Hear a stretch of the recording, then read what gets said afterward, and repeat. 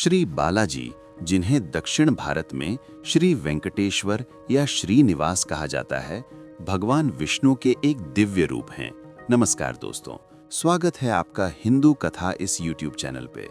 बालाजी नाम उत्तर भारतीय भक्ति परंपरा से प्रचलित हुआ है, जबकि शास्त्रों में इनका मूल नाम वेंकटेश्वर है, अर्थात वेंकट पर्वत के स्वामी।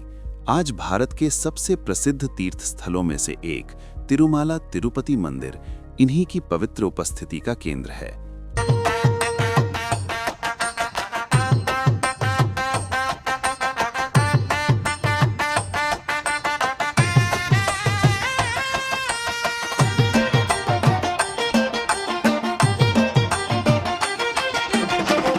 चलिए जानते हैं उन दिव्य लीलाओं की गाथा जो पुराणों और आगम ग्रंथों में सटीक रूप से वर्णित हैं।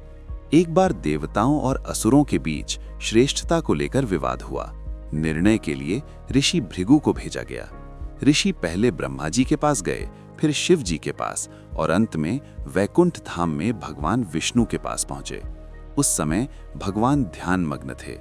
क्रोधवश भृगु ऋषि ने भगवान के वक्षस्थल पर पैर रखा।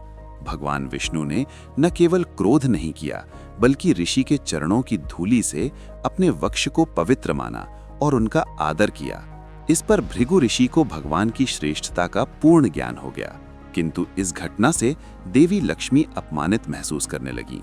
उन्होंने विचार किया कि यदि भगवान अपने वक्ष का अपमान सहन कर सकते हैं, तो मेरे स्थान का क्या महत्व।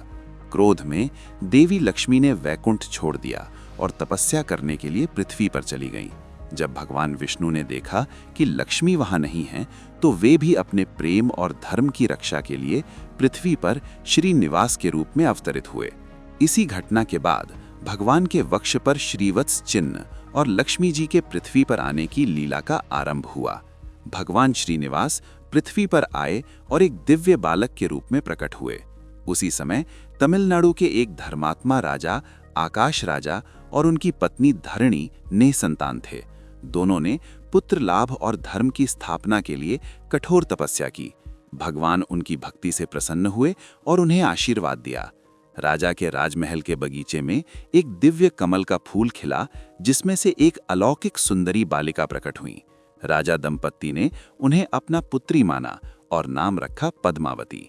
शास्त्रों के अनुसार पद्मावती साक्षात देवी लक्ष्मी का ही अवतार थीं, जो भगवान श्रीनिवास के साथ पुनर्मिलन के लिए पृथ्वी पर आई थीं। जब पद्मावती विवाह योग्य हुईं, तो आकाश राजा ने उनके लिए योग्य वर की खोज शुरू की।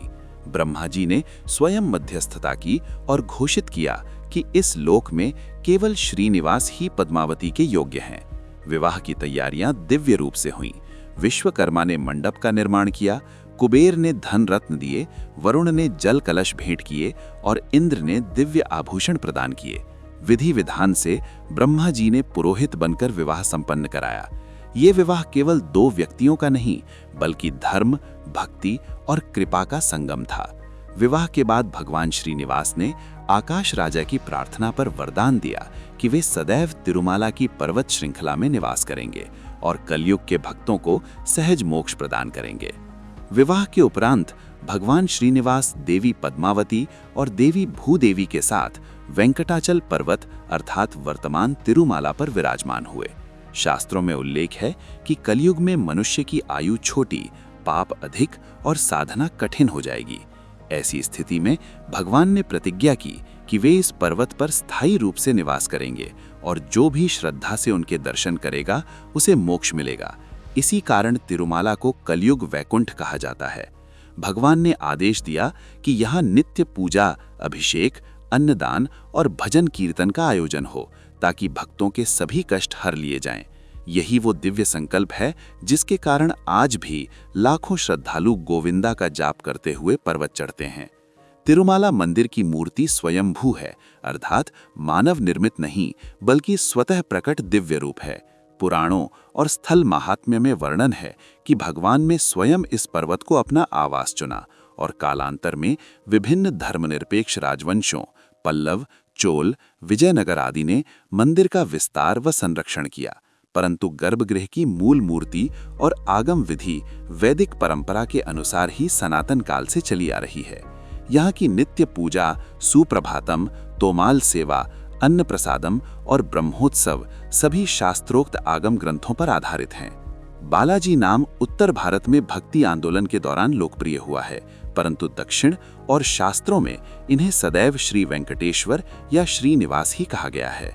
श्री बालाजी की कथा केवल चमत्कारों की नहीं, बल्कि धैर्य, भक्ति, दाम्पत्य प्रेम और कलयुग में भक्तों के प्रति भगवान की अटूट कृपा की गाथा है।